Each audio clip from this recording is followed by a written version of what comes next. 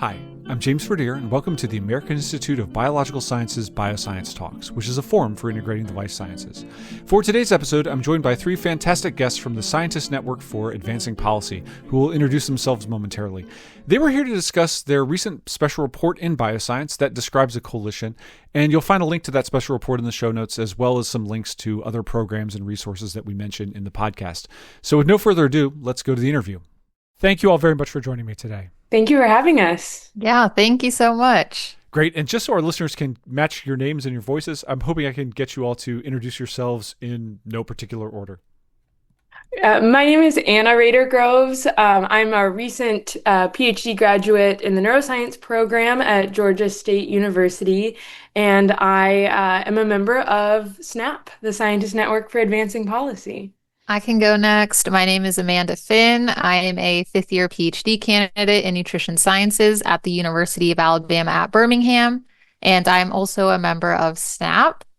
And my name is Alex Bridge. I am an almost PhD graduate of Yale University in neuroscience, and also co-organizer of SNAP.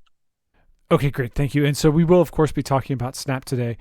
So I thought to get started, a really easy place would be, what is SNAP? And can you tell us a little bit about its founding and sort of, what the organization is intended to do? Yeah, so I can take that. SNAP is a grassroots coalition, kind of by-in for early career researchers.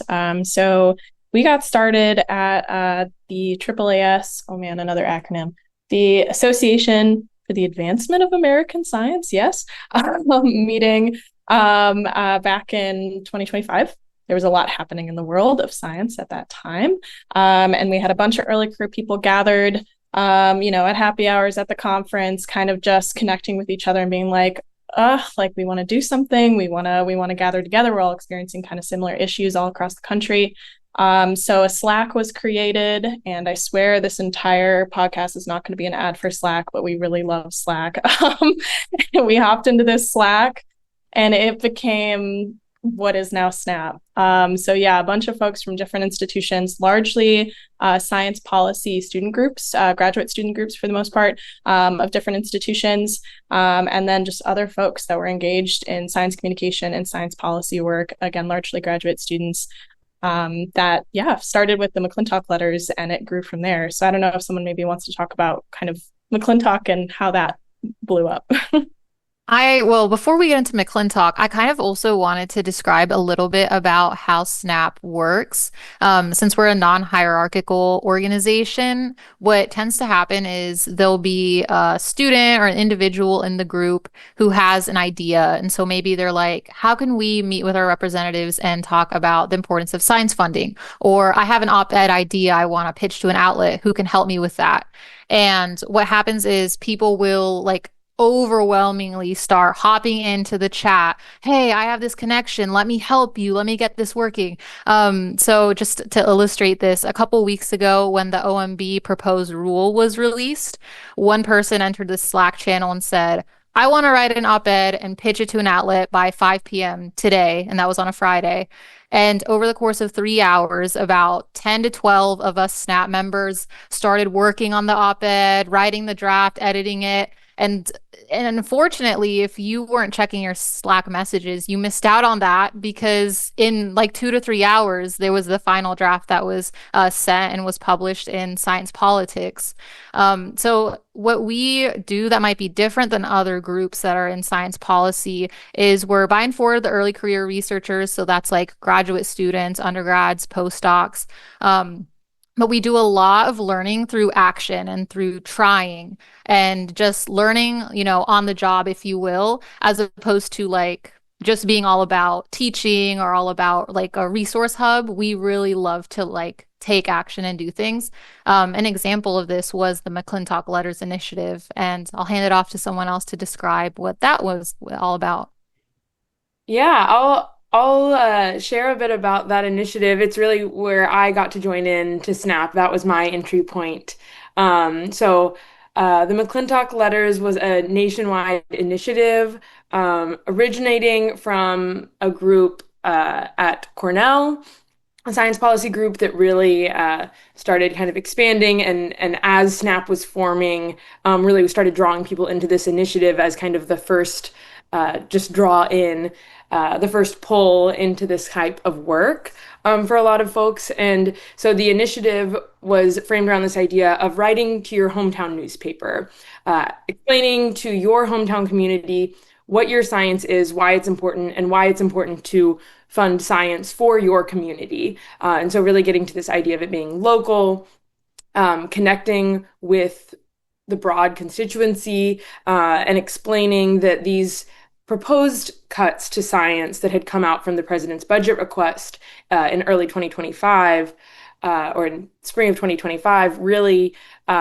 would be damaging in ways that maybe a lot of the public couldn't see just in their day-to-day lives, but we wanted to kind of bring that to them and show them what kind of impacts that funding does make on their lives and what the cuts could do as well. And the initiative is named for Barbara McClintock, the first American woman to win a Nobel Prize in the sciences on her own. And today actually is McClintock Day, her birthday. This was exactly 1 year ago on June 16th, 2025, was the day that everyone was invited to publish these op-eds in their community newspapers in honor of Barbara McClintock, as this is her birthday.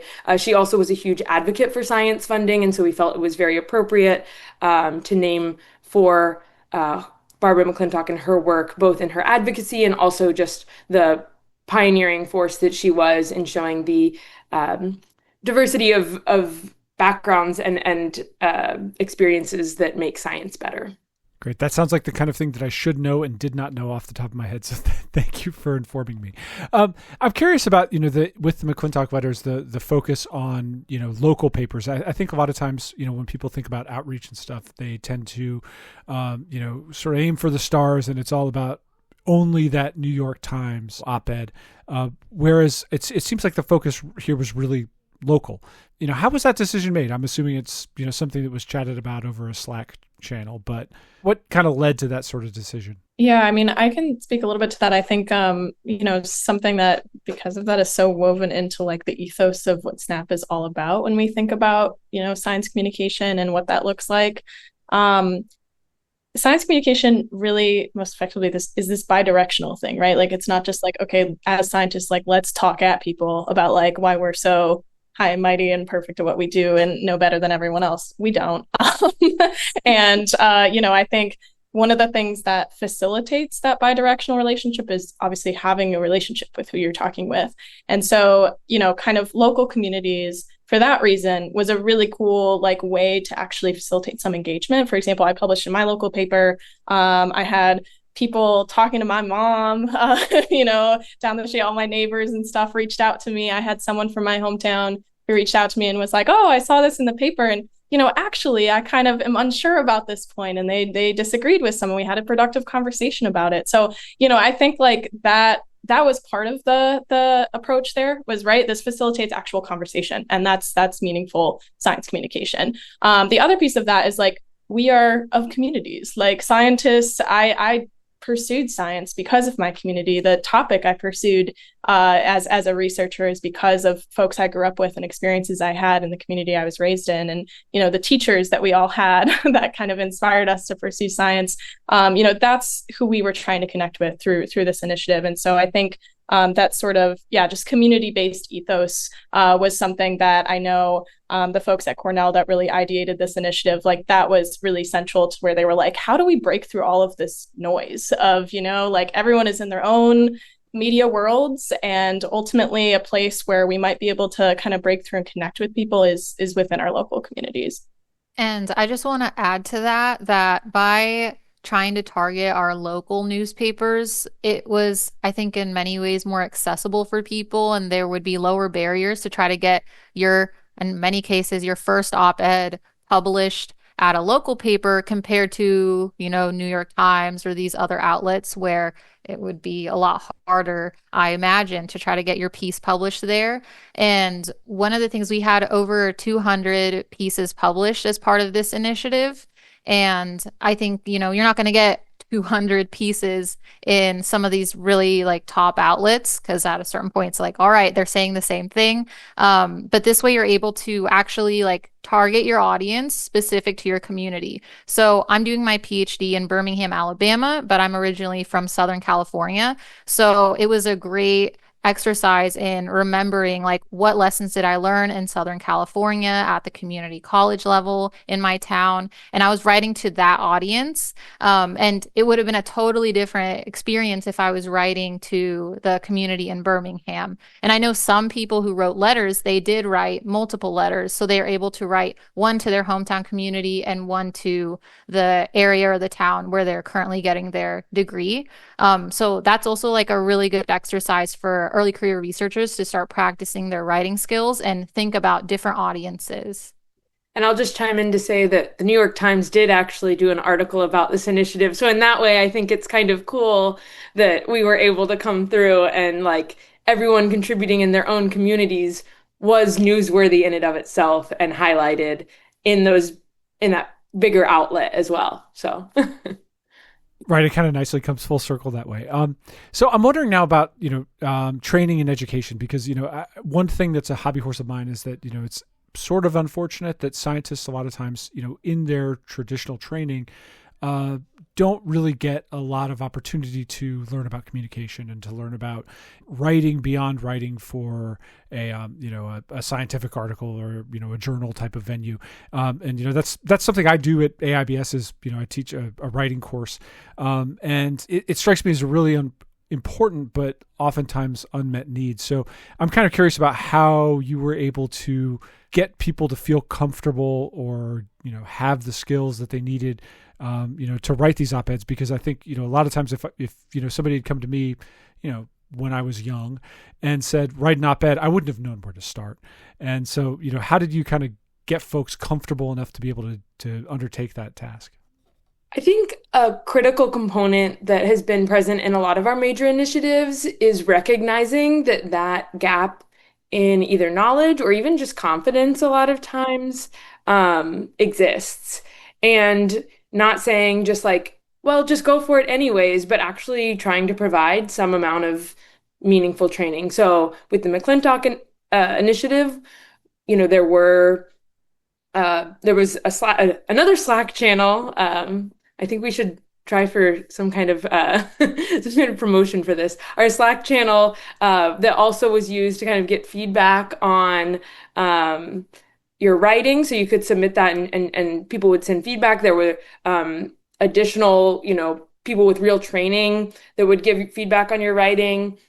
And so both from your peers and from trained individuals, you could get some kind of comments and edits as well on your piece. In a later initiative that we did for congressional visits, where we helped scientists go to their congressional representatives and legislators to advocate for science funding, we did an additional training there where we said, here's how you talk to legislators. Here is, how you pitch your science. We did really intentional training. And I think that's something that we continue to carry out through the initiatives that we're implementing now, just really trying to give some level of it's not a full degree or anything in communication, but some amount of a framework to work for in order to successfully implement these initiatives.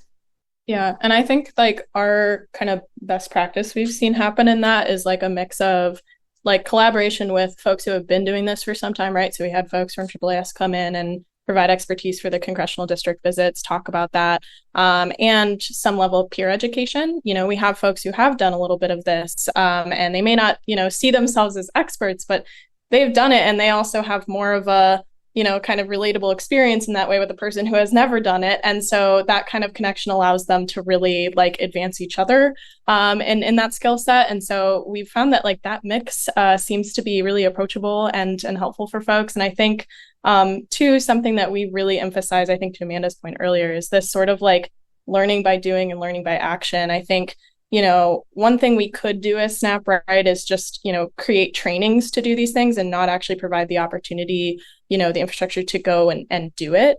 To us, an initiative always starts with, what do we need to go and do? Like, something needs to happen here. And then we walk back from there, right? Like what Anna said of like, oh, there are gaps here that we might need to, get folks to to do that action, and how do we do it? And so I think kind of centering around what's the action that needs to happen, like one, gets people mobilized really quickly, and two, just is really gives you this like center for why am I in another webinar, because you actually have to go do something with it. Like that kind of adds, this level of engagement that I think, I at least have learned so much from the year I've been in Snap doing policy work, that I hadn't from webinars years past. And that's no shade to the webinars, but I think, like having this kind of what do I do with it now, is really, really useful, to put it into practice, and also something I think people are looking for right now in the science community. Yeah, and one thing that's consistently impressed me about your efforts is that you're incredibly action oriented. A lot of times I think of particularly academic settings as being places that are sort of laden with a lot of bureaucracy, and a lot of it's for very good reason. And we certainly wouldn't criticize, but at the same time, it takes a long time for things to change, and it takes a long time for things to get done. What do you attribute Snap's ability to act quickly to? Is it the non-hierarchical structure? Is it Slack? Is it, just being able to make those kinds of decisions as a collective and then just go? What is it philosophical? What kind of drives that ability to act quickly, even though, you're all in a field that sometimes may have a reputation for not being so quick acting? That's a really good question. And one thing that I want to acknowledge is that we're not representative of like typical students. We are, and I joke, like we are students that love to do homework. Probably most of us. We were like pleasure to have in class, etc. So we're big nerds, and we want to be writing and working on initiatives and thinking about these big questions on top of our intense course load or our lab responsibilities. So I think we're taking a lot of people that have this super like strong drive and passion to do the work. We're very curious, and we're very collaborative and team oriented. And that last piece is like, I think maybe one of the most special things about us, because we have individuals who could come up with an idea and then they will get so angry if somebody says that they led it, or if like they try to put them first on a manuscript or something like that. They're like, no. I am not in charge. I did not lead it. And so people are very humble. It's like a mixture of like people being humble, hardworking, and then, well, I was going to say workaholic. That's, I guess, the same thing. But like volunteer oriented as well. So I just want to say like, shout out to the people that are in this community, because that's the one thing I think about is like, this is very rare, and we're just I'm very, very like appreciative of having met these people. Yeah, it's a very fun group. And I'm laughing because I've heard both Alex and Amanda turn down being listed and recognized for their efforts, because these two have done so much in Snap. And so I'm chuckling a little bit at that. The irony of that from you. Yeah, see, this is the vibe.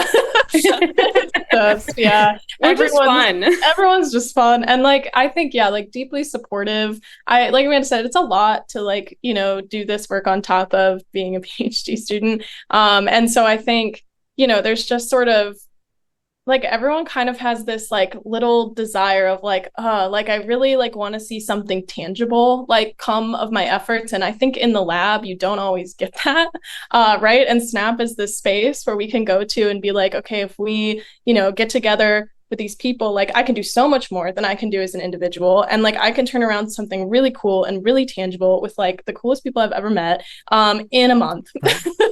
And like that is like so rewarding, and like really I think also like just pushes you through the PhD a little bit.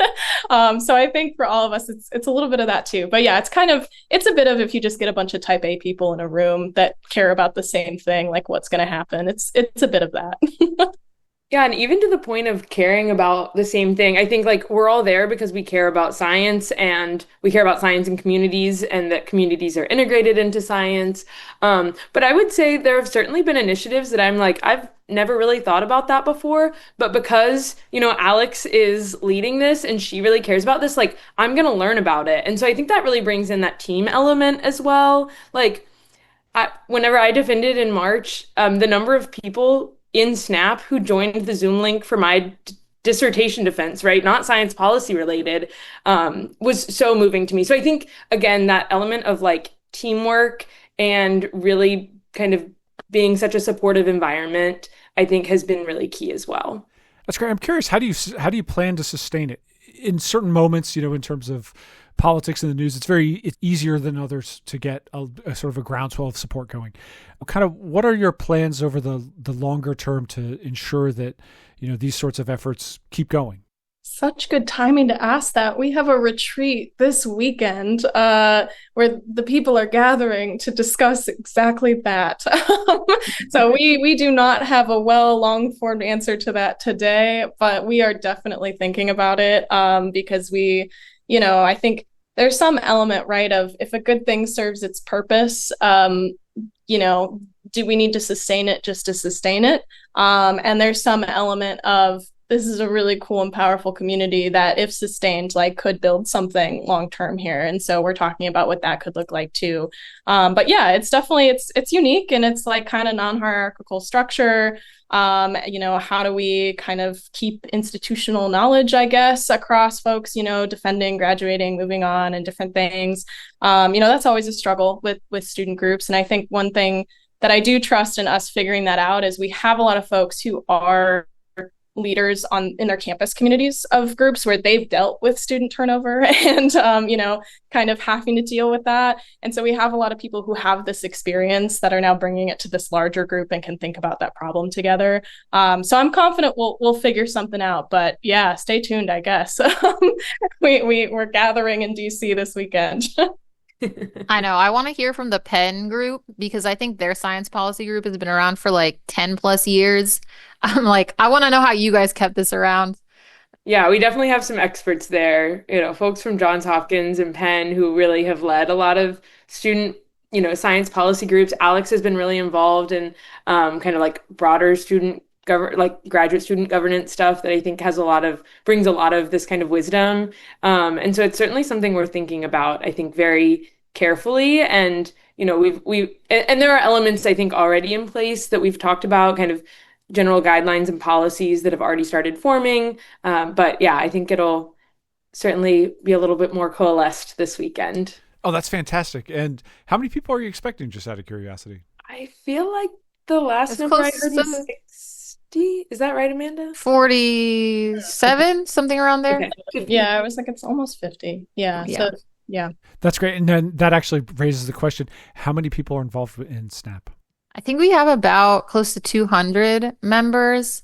So that's like active members. That means that according to Slack, I forget what the criteria is, but they count as like, participating or checking the Slack channel. So close to 200. That is a large number of people acting very quickly and effectively. Why don't we take this moment and chat a little bit about some of the other initiatives that SNAP has been involved with? So, how did this congressional district visits come about, and what was that experience like? Yeah, I can talk about that. So myself and JP Flores, who both actually were AIBS Emerging Public Policy Leadership Award folks, we were looking at the AIBS Today's inspired by y'all. And we had a conversation with folks at AIBS. We were like, this definitely, while folks are, Congress is home in August, this is a way that we think, especially for early career people, there's a lot of accessibility to do advocacy in this way. A lot of times when people think about, talking to Congress, it's like, okay, I either do a phone call and maybe they won't, even engage with that. Does that matter? And there's all that, conversation around that. Or I have to go to DC, like I have to do this whole Hill day. And, that's very inaccessible for a lot of graduate students and early career folks. And so Our thing was, okay, there's a lot going on with the appropriation cycle in science this last year. Again, as Anna mentioned, the president's budget request was deeply alarming. And so we definitely wanted to see folks talking to their members of Congress. We wanted to enable that. And we were like, this district visits idea seems like a really, tangible way to do that. So we kind of went forth with just gathering the masses. This all happened really within a month. And as a lot of our initiatives do, it happened very, very quickly. So yeah, we, reached out to AAAS. We asked if kind of providing training was something that they would be able to step in and help with. We relied initially on kind of our participant list from the McClintock Letters initiative to really find folks that might be engaged with this. And then we also kind of sent invites to different student organizations, scientific societies, and really just not being afraid of the cold email, I think, is a big SNAP ethos to get participation in these kinds of things. And there was a lot of openness to that, which was great. We had this training with AAAS, and then we put together different teams within SNAP that were able to lead all the different states. And I know, Amanda, Anna, you guys were state leads. I don't know if you want to talk about kind of just like that experience and what that was like. I remember that weekend when we had to put together these teams. So we had about 150 people attend the Zoom trainings. And from that point, we decided, all right, this shows that they're committed to this initiative. So we started to create groups by congressional district. And I think we had about like 29 states, give or take a couple. So we had to narrow down, okay, of the people that joined the Zoom call, how many groups are there? And then how many groups? So let's say we have congressional district, 7 and 2 in Alabama. How close are they geographically? Would people in these groups want to meet with their senator? Would they want to meet with their House representative? So we assigned different SNAP leaders, and SNAP essentially volunteers to be leaders for at least one state. Whether they had a connection to the state or not, what their job was to facilitate those meetings between the scientists and their member of Congress's office, and then basically just like handhold through the process, create the one-pagers, and support those people in meeting with their representative. So I was leading Alabama and Missouri, and it was I lucked out. So in some states, they didn't hear back when they were sending those cold emails to set up the meetings, or maybe like they had some participant drop off. My states, the groups were super engaged, and I still have contact with some of the people at the different universities in Missouri. And I just received the emails back from the staff within a couple hours in some cases, and they were very willing to have a meeting with their constituents. And I learned, because I had never had a meeting with any members of Congress, so I learned it was a lot easier to do than I had previously thought. And then I applied that for myself. So just the other week, I had a meeting with one of my representatives, and I just was interested in having a meeting about a particular topic. It was about data center policy. I'm not an expert in that topic, but I wanted to have that conversation with one of their staff, and they were very open to having it, and it was really smooth. So it basically taught me how easy it is to use your voice as a scientist, that you don't have to be an expert yet, and that your perspective is still valuable. And I don't remember what states you led, Anna. Oh, I think I had the most engaged and exciting groups. So we'll have to settle this later. No, I was a state lead for Texas, which is where I grew up, and for Virginia, where I had only very recently, like within a month, had moved to Virginia. So it was really cool to get to lead groups in both of those states. And I think, again, to this point of leading by, or learning by doing, another element of this was that we created one-pagers for at least every state, but in some cases, every group. So, we had, a Virginia, a fifth congressional district of Virginia one-pager. We had I think, first and maybe ninth. We had like three different Virginia one pagers alone, and then another, I think, four for Texas. And that for me was a great experience, learning how to really practice like what do you do to make a one pager effective? What is the kind of information that's going to be helpful and impactful in these meetings? And so that was another cool element of this initiative. And again, just getting to talk with scientists who have really different backgrounds from you, but also are really engaged and passionate about funding for science. Yeah, and the one pagers was definitely a big undertaking. I fear that was my influence, and I'm sorry y'all again for that. But I think, one of the kind of, again, the ethos behind a lot of what we do is this like connection to community, right? And so we were really excited about the ability to just like tangibly connect these things to local communities. So we had partnerships with different folks that were working on data and really awesome data visualization. I want to remember what this group is called so I can shout them out. Hold on. What group am I thinking of, you guys? The data, yeah, SciMap, who did the data visualization for NIH. Amazing. They really, really helped us to get like very localized stats to put on those one pagers and have folks talk about in their meetings. So that was something that we wanted to drive home. And I know in Illinois, which I led having grown up there, and then in Connecticut, we actually had a lab visit here in Connecticut, and we were able to like kind of tour the staffer through the lab and then sit down and talk about specifically New Haven, and being able to do that, I think was just a really, really great experience that kind of tied together again, really all that Snap wants to do in these spaces, which is like, how do we connect what we're doing locally with the impact locally? And so this was a cool opportunity to do that in person in your district. Yeah, I'm curious, was it difficult or challenging in any way to tailor those types of messages for, audiences that one might not necessarily think would be receptive to, a pro-science funding message? I'm curious if y'all have like very specific stories about that, especially kind of with your groups. But I'll just speak generally. I think leading this initiative and others with sort of early career folks going and doing these visits, one of the most common things I've heard folks say is like, I was really nervous about this meeting. This is an office, maybe ideologically, like I wasn't sure that we were on the same page. And, I went in and wow, incredibly receptive. The staffer was so attentive. We really hit it off on this issue. And, I think a lot of what I've heard back from people is like the storytelling aspect really is so key in that. And then the other piece is like Congress is run by 20 somethings. And when you get early career people going in there, also a 20 something, maybe 30 something, talking to someone, like that just connect with them as a person. We talked about that in our training quite a bit.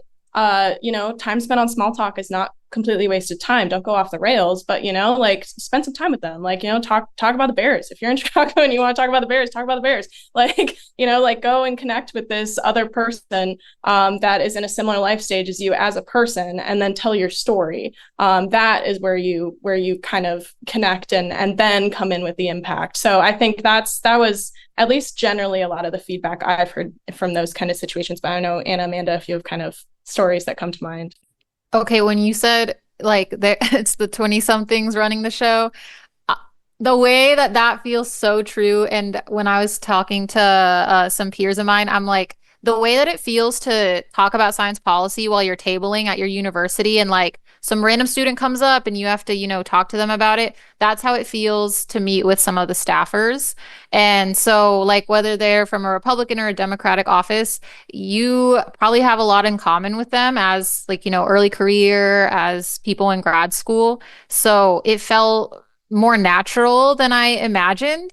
And I will say like, definitely focusing on, yourself as a human being, them as a human being. I think in part you could spend time doing research on what issues might be important to an office. So maybe agriculture or like health. So if you do health research. I remember in my meeting, one of the people, they do environmental health research, and they focused on maternal and child health outcomes because maternal and child health outcomes were important to the senator. So even though they were approaching it from a different perspective, they could still focus on like this affects moms and this affects babies, which is what that office really cared about. And I know that the staffer was like, oh, like, let me write that down. Like, oh, I'm curious about that. Yeah, definitely. And I think part of this is reflected in the distribution of visits that we did schedule and got to carry out. I mean, I think it was like 55-45 Democrat, Republican in the split of visits that were conducted. And I, having, helped plan both of those, feel like we got similar feedback. For example, a meeting I was in with a Texas office, I remember bringing up some of the canceled grants. I tried to kind of bring up, within your district, here are the grants that have been canceled or frozen, and seeing the realization that there were a lot of other topics beyond maybe some of the flashier headlining topics of grants that had been canceled, things that were affecting cancer research and diabetes research, things that this office certainly cared about, and we could show the numbers of this is how it's affecting, this is your constituency, they are impacted by these issues. I feel like we were able to connect on that a lot as well, which was, I think, really helpful. Yeah, that's fantastic. It sounds like you were incredibly effective at bringing those messages, and that those offices can sometimes be more receptive than one might necessarily think, coming from the outset. I know that we've only scratched the surface here, and the SNAP has done much more, and you can of course read about that in the special report, to which you'll find a link in the show notes, listeners. But is there anything that we should particularly keep in mind to be on the lookout for? From SNAP on a going forward basis? What should our readers be looking to see from you next? Our really big initiative right now that I would encourage anyone who is interested to take a look at on our website. You can find more information for our big initiative called Stance on Science. This initiative is really geared towards reaching out to candidates and trying to just get a sense for their views on science-related issues, and disseminating that to the public. And so as we're gearing up for primaries in a lot of states, and certainly leading up to the elections in November, we have groups in, do you all know how many states we have right now? It's high up there. I think it might be close to 40.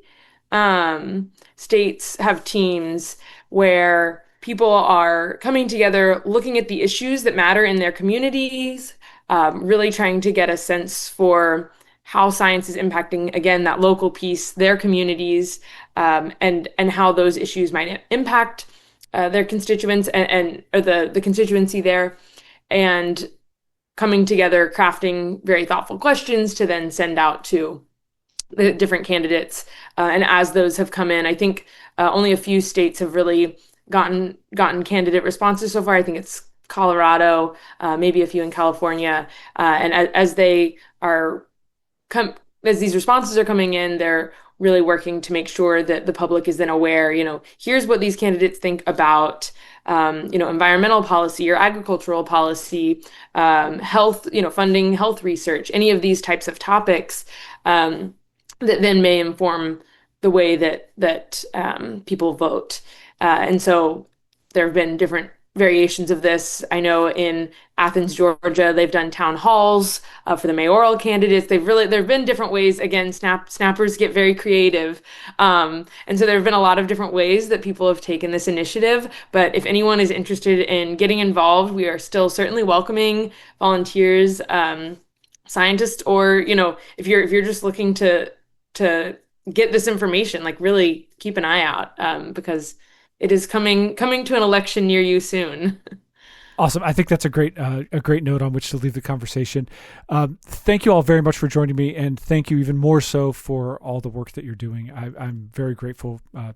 Just as not only a podcast host and an editor, but someone who's living in this country. So thank you. Thank you, James. This has been wonderful. Yeah, thanks for having us.